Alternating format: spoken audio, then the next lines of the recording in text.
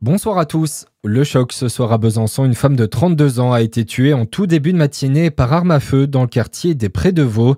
Le principal suspect et son ex-compagnon, ce serait donc visiblement un féminicide. L'homme s'est retranché dans son appartement d'Ornans après plusieurs heures de négociations avec les équipes du RAID.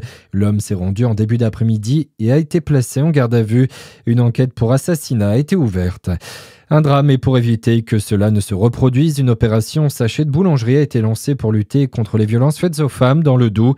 La préfecture et ses partenaires ont décidé de distribuer 165 000 petits sacs illustrant le violentomètre et les différents numéros d'aide aux victimes. Écoutez Jennifer Roussel, directrice du cabinet du préfet du Doubs. Elle est au micro de Charlie Chevasson depuis une boulangerie de Besançon. Une action de prévention et de sensibilisation qu'on mène depuis 3 ans avec les boulangeries partenaires dans l'ensemble du département pour avoir une communication sur le violentomètre et sur les numéros utiles, notamment le 3919, on le rappelle, jamais assez, c'est ce numéro qu'il faut appeler en cas de problème, de doute, de questionnement sur les violences faites aux femmes. C'est une action qu'on mène aussi à Pontarlier, à Montbéliard, avec l'ensemble des partenaires, avec la ville de Besançon, avec le CDFF, avec Solidarité Femmes, avec Franck Victime, voilà l'ensemble des partenaires impliqués dans cette action de prévention et de sensibilisation contre les violences faites aux femmes. Et une initiative cofinancée par la Direction générale aux droits des femmes et à l'égalité, Grand Besançon Métropole et le Conseil départemental d'accès aux droits.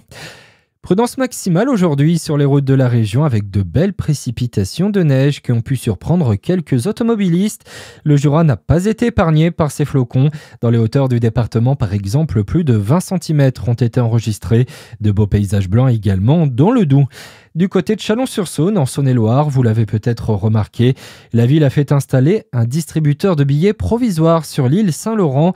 Un coût de 16 000 € tout de même pour ce service en attendant de trouver un local qui réponde à l'ensemble des critères pour ce genre d'installation. Dans l'actualité également, ce soir, la prise de parole de Sébastien Lecornu. Le Premier ministre a clôturé tout à l'heure à Paris le congrès des maires de France. Il s'engage notamment à réduire les normes pour faciliter la vie des élus. Sébastien Lecornu veut prendre un méga décret sur le sujet d'ici Noël. Faire front contre les trafics de drogue, c'est le message qu'ont voulu faire passer aujourd'hui Gérald Darmanin et Laurent Nunez qui étaient en déplacement à Marseille.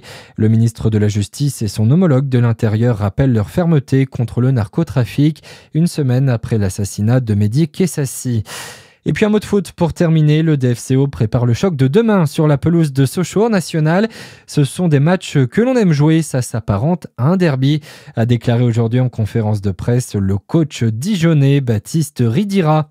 Voilà pour l'essentiel de l'actu, très belle soirée à tous sur Fréquence Plus.